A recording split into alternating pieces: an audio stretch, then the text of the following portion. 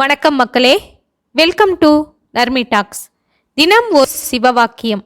இன்று சித்தர் சிவவாக்கியர் பாடல் 152.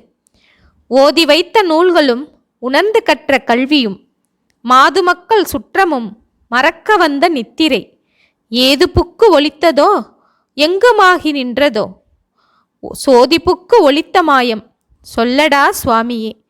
இந்த பாடலின் பொருள்: ஓதிய நூல்களும் உணர்வோடு கற்ற கல்வியும் மனைவி, பிள்ளைகள், உறவினர் ஆகிய யாவும் உறக்கத்தில் மறப்பதைப் போல் ஒரு காலத்தில் மறக்க வேண்டியவையே ஆகும்.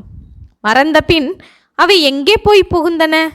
அல்லது எங்குமாகி நிறைந்து விட்டனவா?